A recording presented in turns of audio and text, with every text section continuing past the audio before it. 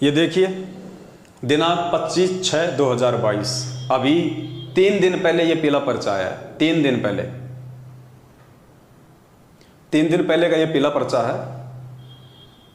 और ये पीला पर्चा किस विषय में है, थोड़ा सा दास आपको वर्बली बता देता है। आपको पता है आज से 5-6 दिन पहले सतगुरुदेव जी की जो कलयुगी बेटी है मंजू, उसका जो पति है संजय खानपुर वाला, जो सतलोक आश्रम बरवाला में गुरुजी का बॉडीगार्ड था, गनमैन था, गुरुजी की बॉडी की रक्षा करता था, आर्मी से रिटायर। 2014 बरवाला कांड के बाद में भगोड़ा 7.5 साल से 3 दिन पहले वो पकड़ा गया, रिमांड पे चढ़ा दिया गया, 2 दिन के रिमांड पे। मैनेजमेंट ने शक किया एक भगत के ऊपर जो हरियाणा पुलिस में है, सब इंस्पेक्टर है, नाम है सुभाष दास।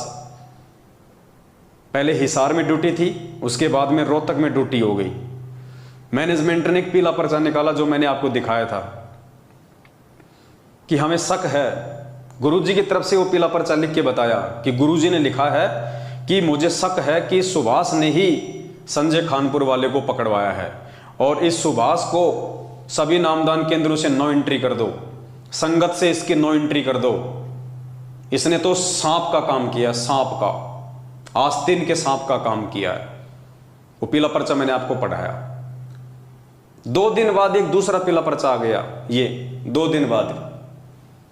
सत साहेब सर्व संगत को दास का शुभ आशीर्वाद, परमेश्वर कबीर जी में आपकी आस्था और दृढ़ हो। जैसा कि भगत सुभाष सन ऑफ श्री महेंद्र सिंह, गांव सुंडाना, जिला रोहतक के प्रति संदेह हुआ था कि उसने भगत संजय दास खानपुर को एसटीएफ पुलिस को सीआईडी देकर पकड़वाया है। ये लो जी, उस लेटर में तो क्या लिखा था हिसार जेल से इन लोगों के अनुसार गुरुजी ने कि हमें शक है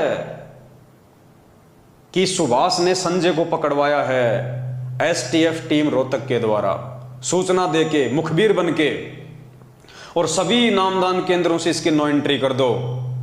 और अब क्या आ गया, कहते हैं उसके प्रति हमें संदेह हुआ था, अब कह रहे हैं कि हमारा जो शक था वो बेकार था। मतलब गुरुजी को इन्होंने 2 कोड़ी का एक सामान्य सा प्राणी साबित कर दिया। पहले वाले पीले पर्चे में तो लिख के बता दिया कि गुरुजी कह रहे हैं कि मुझे शक है कि इसी ने संजय को पकड़वाया है। इसके स्टाफ के लोग कह रहे हैं कि संजय ने पकड़वाया है, इसको संजय को सुभाष ने ही पकड़वाया है, कंफर्म है। और अब इस लेटर में गुरुजी माफी मांग रहे हैं, इस लेटर में गुरुजी अपनी गलती स्वीकार कर रहे हैं कि हमारा जो शक था वो गलत हो गया, सुभाष ने नहीं पकड़वाया, सुभाष को सभी नामदान केंद्रों पे वापस एंट्री कर दो। पुण्यात्माओं, शर्म आती है, शर्म शर्म। पिछले लेटर में तो लिख के बता दिया कि गुरुजी को शक हो गया, कंफर्म है, और इस लेटर में गुरुजी माफी मांग रहे हैं कि हमारा जो शक था वो गलत निकल गया। पुण्यात्माओं, विचार करो, ये लेटर कौन लिख रहा है? ये लेटर सतगुरु रामपाल जी भगवान नहीं लिख रहे। सतगुरु रामपाल जी भगवान के जो दुश्मन हैं इस आध्यात्मिक मार्ग में, काल भगवान के द्वारा छोड़े गए एजेंट, सबसे बड़ा एजेंट उनका खुद का भाई महेंद्र भगोड़ा वांटेड है अभी तक। उनका परिवार, बेटा बेटी, भाई बंधु रिश्तेदार, ये सबसे बड़े एजेंट हैं, सबसे बड़े एजेंट हैं ये इस परमात्मा के, सबसे बड़े दुश्मन हैं इस परमात्मा की संगत को बर्बाद करने वाले। ये सारा का सारा गोरख धंधा चंद पैसों के लिए, माया के लिए इन लोगों ने शुरू किया हुआ है। ये इनका बिजनेस है, ये पीला पर्चा, परमात्मा का आदेश नहीं है। अरे ऐसी घटिया बातें, ऐसी बेहुदा बातें, ऐसे दोगले विचार, ऐसे दोगले पीले पर्चे। 2 दिन पहले क्या लिखा रहा है, 2 दिन पहले कह रहे हैं कि बिल्कुल कन्फर्म है उसी ने पकड़ाया है, उसी के स्टाफ के लोग कह रहे हैं, और अब कह रहे हैं मुझसे गलती हो गई, हमारा जो शक था, जो संदेह था वो गलत हो गया, माफी मांग रहे हैं। पुण्यात्माओं, ये परमात्मा को नीचा गिराने की काल भगवान की सूक्ष्म चाल है। और जो मंदबुद्धि आत्मा होंगी, जो मंदबुद्धि प्राणी होंगे, जो ये मानते हैं कि ये लेटर संत रामपाल जी हिसार जेल से भेज रहे हैं, वो परमात्मा से दूर हो जाएंगे, परमात्मा में दोष निकाल के। और जो समझदार होगा, जो बुद्धिमान होगा, वो एक एक शब्द को पकड़ लेगा कि ये शब्द किसी काल एजेंट के हैं या हमारे पूज्य गुरुदेव भगवान के हैं। तो पुण्यात्माओं, ऐसे पीले पर्चों पे तो कुत्ता भी नहीं मुतता है, कुत्ता भी। और ये तुम लोग इसको गुरु जी का आदेश मान के पढ़ रहे हो। मैं कह रहा हूं कुत्ता भी मूतना पसंद नहीं करेगा ऐसे दोगले वचनों पे, कुत्ता भी। क्योंकि हमें विश्वास है कि ये हमारे बाप की भाषा नहीं है। मालिक कहते हैं हमारी भाषा वो लहे जो देसी मारा, कि हमारे वचन, हमारी भाषा, हमारे विचार वो समझेगा जो हमारे देश का होगा, जो सतलोक का होगा। तो पुण्यात्माओं, आप लोगों की बुद्धि कहाँ फंसी पड़ी है? आप क्यों वो कव्य वाली भूमिका निभा रहे हो? क्या आपको अपने बाप की भाषा का भी नहीं पता? क्या आपको अपने बाप के वचनों का भी नहीं पता कि वो क्या लिखेगा? ये गुड्डा गुड्डी का खेल खेलने जेल में गए क्या संत रामपाल जी भगवान?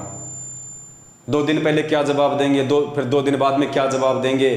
कभी वो शक कर रहे हैं, कभी संदेह कर रहे हैं, कभी माफी मांग रहे हैं। क्या है ये नौटंकी है, ये पाखंड आडंबर, सिर्फ और सिर्फ परमात्मा को बदनाम करने के लिए।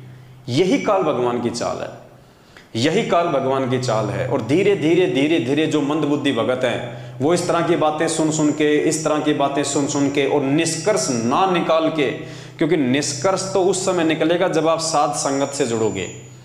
बगैर साध संगत से जुड़े आप लाख जन्म भी इन पीले पर्चों का निष्कर्ष नहीं निकाल पाओगे। एक दिन आप खुद इस परमात्मा के मार्ग से दूर हो जाओगे, भगवान में बेवजह कमियां निकाल के। और यही चाल है काल भगवान की। उसका मेन टारगेट क्या है? आत्माओं को तोड़ना, आत्माओं को दूर करना, भगत समाज को दूर करना, परमात्मा की मर्यादाओं से दूर करना। और एक बार भगत परमात्मा की किसी मर्यादा से दूर हुआ तो काल भगवान के जाल में। मालिक कहते हैं जब तक हंसा हमरी आना, काल लगे ना तेरा बाणा। तो मर्यादा में तो किसी को छोड़ा ही नहीं मैनेजमेंट ने, सबकी मर्यादा तोड़वा दी। तो सबके ऊपर काल भगवान बैठा है। किसी की बुद्धि में ये बातें नहीं आ रही कि इनमें क्या लिखा हुआ है, ये क्या है, हकीकत क्या है, हम क्या पढ़ रहे हैं रोजाना, हमें क्या पढ़ना चाहिए था। कोई परमात्मा का कोई सही संदेश आज तक भेजा इन लोगों ने? कोई ज्ञान की बातें इन पीले पर्चों में आई आज तक? कोई ऐसी बातें जो भक्ति के प्रति हमारा मतलब हमारे मन में जो है वो दृढ़ता पैदा हो, हमारे मन में विश्वास पैदा हो? क्या आज तक ऐसी कोई बात इन पीले पर्चों में आई? इसलिए दास कहता है कि इन पीले पर्चों में जो तुम लोग इनको समझते हो कि ये गुरु जी के आदेश हैं, मंद बुद्धि लोग, साध संगत के अलावा जितने भी लोग हैं जो इनको फॉलो करते हैं, इन आदेशों को, इन बातों को मानते हैं, मैं कहता हूं इनमें कुत्ते भी मूतना पसंद नहीं करें ज्ञान आधार से। इनमें कुत्ते भी पेशाब करना पसंद नहीं करें ज्ञान आधार से।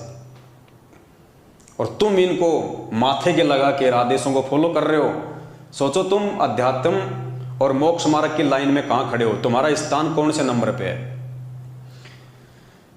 जैसा कि भगत सुभाष सनोप श्री महेंद्र सिंह, गांव सुंडाना, जिला रोहतक के प्रति संदेह हुआ था कि उसने भगत संजय दास खानपुर को एसटीएफ पुलिस को सीआईडी देकर पकड़वाया है।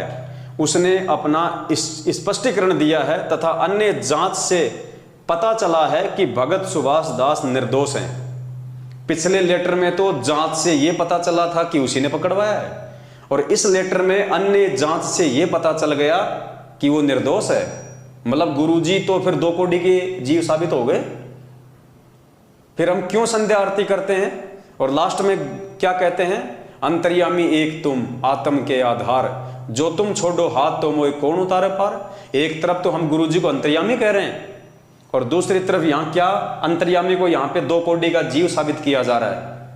2 दिन पहले तो उन्होंने पक्का बता दिया कि सुभाष ने पकड़वाया है, जांच से पता चला है, उसी के साथियों ने बताया है। और आज क्या कह रहे हैं कि जांच से पता चला है कि सुभाष तो निर्दोष है। पुण्यात्माओं, शर्म करो, शर्म।